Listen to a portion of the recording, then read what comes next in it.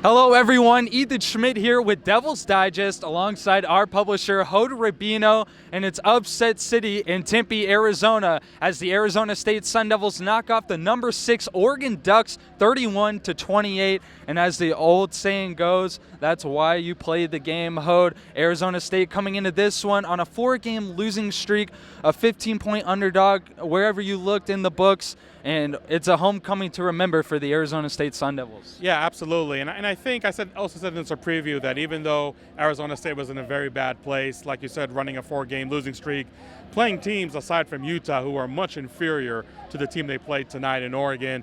But I really thought that playing the number 6 team in the country, a team that had legitimate aspirations for a college football playoff berth, having ABC over here with their A team of Fowler and Herb Street, everybody in the country was looking at Arizona State in prime time, and Arizona State really stepped up to the plate, and nobody stepped up more than Jaden Daniels.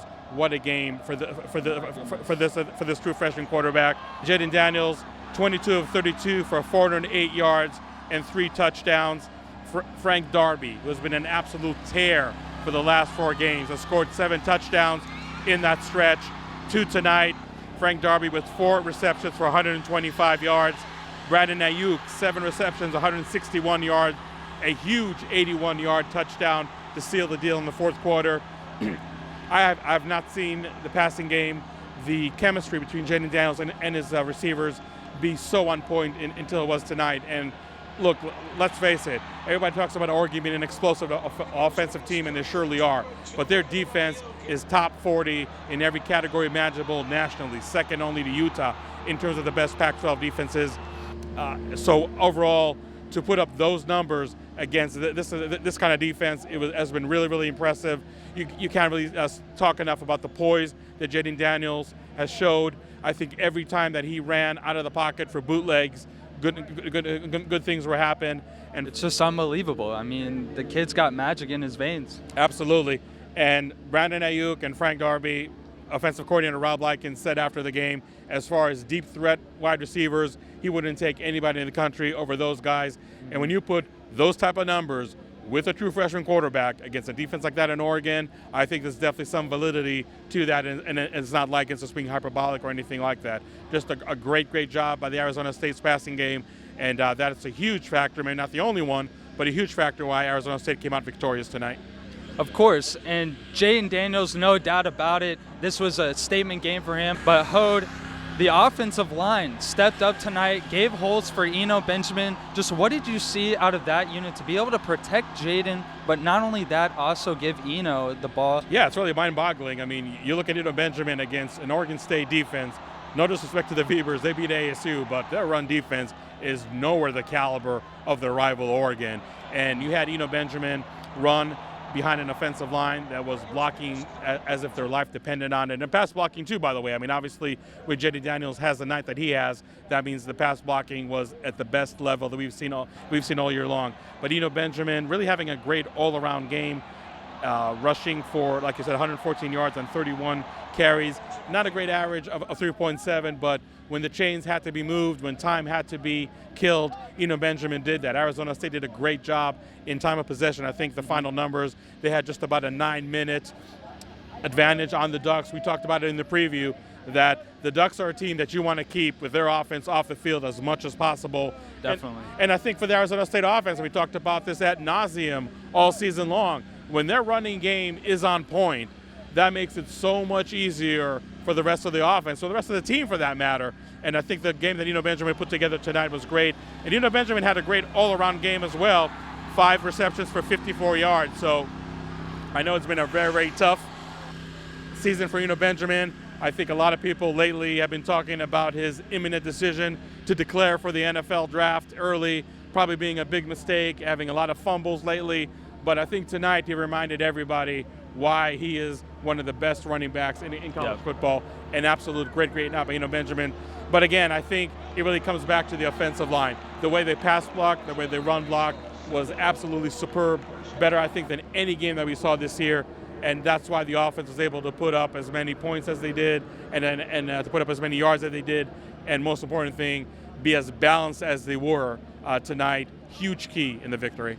Well, you got to give credit to the big guys up front, and they got the job done on Saturday. Well, Hode, going to the defensive side of the ball, Arizona State's defense has been lackluster to say the least the past couple of weeks. We talked about the 4-game losing streak, but tonight, Hode, 7 points through the first 3 quarters to that electric, high-powered Oregon offense like you talked about. And obviously Oregon able to make a comeback run there in the last minutes of the 4th quarter, but just Danny Gonzalez's unit stepped up tonight. Yeah, I'll start by addressing the critical fans. Trust me, Danny Gonzalez hates the fact that ASU gave up 21 points more than you do.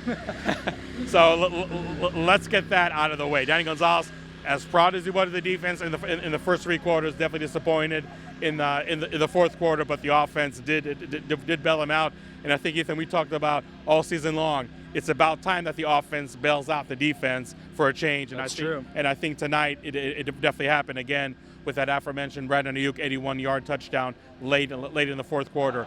But you look at Justin Herbert's numbers, 20 of 36 for only 304 yards, 2 touchdowns, but 2 interceptions.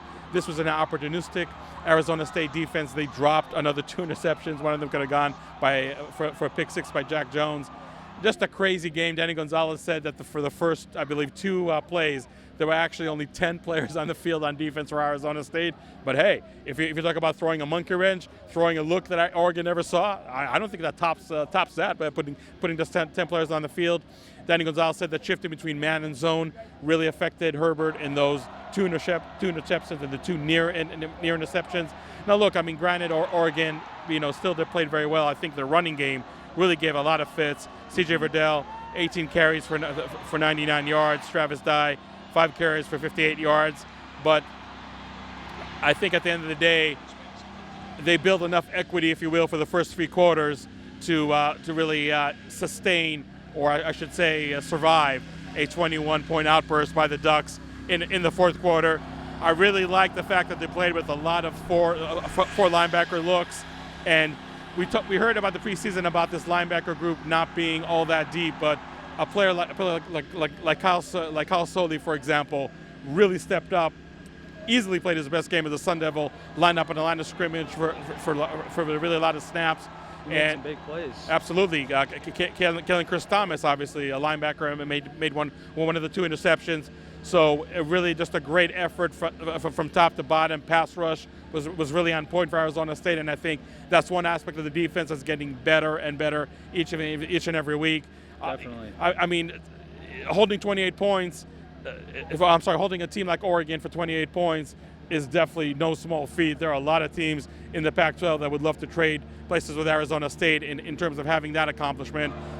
And I really think, to your first point, Ethan, the fact that the ASU defense had a fast start and really a fast 3 quarters, giving up only 7 points during those 3 periods, I think was really, really huge. And Danny Gonzalez, I think, summed it up best, saying that he finally saw the players that he recruited, that he coached, play at the level that he expected them to play. That definitely happened tonight. So again, if you're disappointed about the 21 points giving up in the 4th quarter, you're not alone. Danny Gonzalez is even more disappointed. But sometimes you build enough equity, so to speak, in the first 3 quarters to survive such an onslaught by Oregon. Tonight at Sun Devil Stadium was just one of those instances. Well, the Sun Devils get it done and improve to 6-5. Bowl eligible now for Herm Edwards and company. And now next weekend, it's rivalry weekend. Arizona State gets to host their in-state rival, University of Arizona. And Hode, going into that game, it could set up for a potential letdown, but I don't think Arizona State will feel that because of how big the rivalry is. No, absolutely. I think as far as the schedule worked out and this win coming when it is, that is the best time to play Arizona, because there's absolutely no way you can have a letdown against a rival. And even though you're bowl eligible, great. Now you want to get a better bowl, get to 7 wins, which would match last season's record. So at least you can show that, okay, maybe I didn't progress as much as I wanted, but I did not regress. I was 7-5 last year in the regular season. I'll be 7-5 this year in the regular season.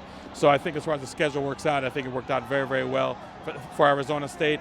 And I think coaches are going to tell the players all week long, say, look, if you're going to come out here and lay an egg against a rival, this win is not going to mean anything. It really won't. So I think that should be the biggest motivating factor, and I think maybe we'll find out, for good or for bad, how much these players really despise their rival, because there's absolutely zero excuses for them to come out flat against Arizona. It may be easier said than done to not think, not party about this win come Sunday, but that's exactly what Arizona State has to do so they can avoid that letdown that maybe some folks think they're going to have against Arizona.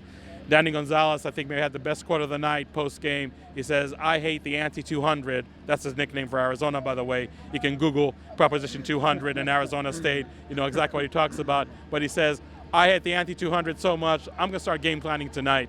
So if that attitude trickles down to the rest of the defense, to the rest of the team, Arizona's will be okay as far as not having a letdown on Saturday night. Well said, Mr. Rubino. Well, Arizona State pulls off the upset of number 6 Oregon on primetime television right here in Tempe, Arizona. Be sure to keep up with all of our post-game coverage from the big upset and into next week, as it is rivalry week and Arizona comes to town next Saturday. For Ethan Schmidt, Hode Rubino, Devil's Digest, thank you for watching.